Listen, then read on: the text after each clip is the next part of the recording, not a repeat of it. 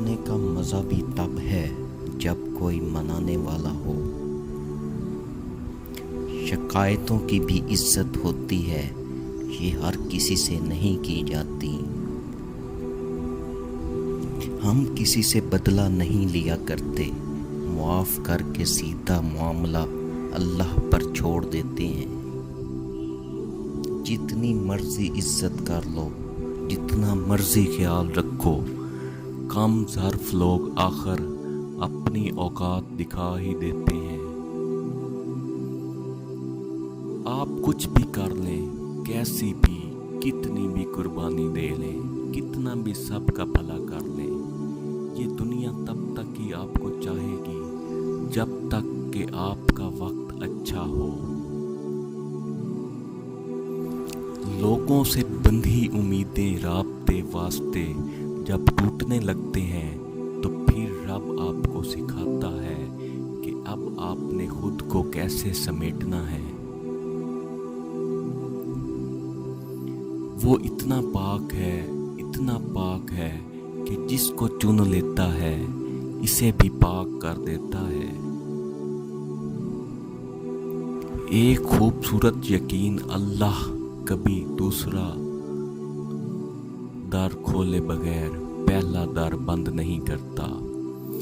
کیا یہ معجزہ کم نہیں کہ نبی کریم صلی اللہ علیہ وآلہ وسلم کو پہاڑوں اور درختوں سے بھی سلام کی آوازیں آیا کرتی تھیں؟ جنہیں فکر تھی کل کی وہ روئے رات بھر، جنہیں بھروسہ تھا رب پہ وہ سوئے رات بھر۔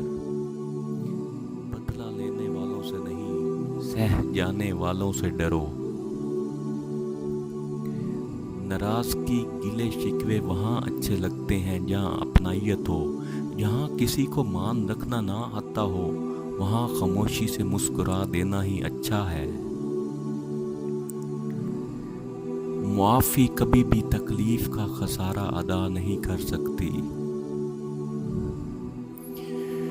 تکلیفوں سے گھبرایا نہ کرو، یہ تو تمہیں اللہ کے قریب کرنے کے لیے آتی ہیں۔ اگر کوئی رشتہ آپ سے نبھایا نہیں جا رہا تو سچ بول کے اس سے اپنی جان چھڑا لیں۔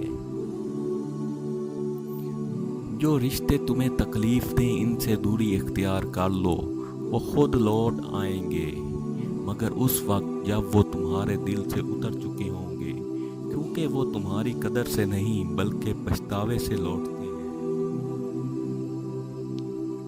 جب ایک چونٹی اپنی منزل کو پانے کے لیے ہار نہیں مانتی تو ہم انسان کیوں ہار مان جاتے ہیں؟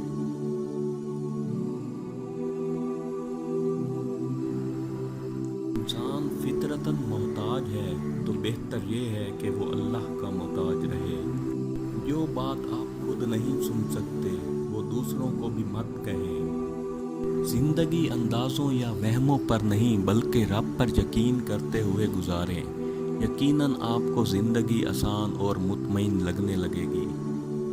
ہمارے جذبات بھی عجیب ہوتے ہیں، کسی کے لیے ساری عمر نہیں بدلتے، کسی انسان کے لیے لمحوں میں بدل جاتے ہیں، سوچنے سمجھنے کی صلاحیت تک بدل جاتی ہے۔ ہر لذت کی انتہا بیزاری ہے،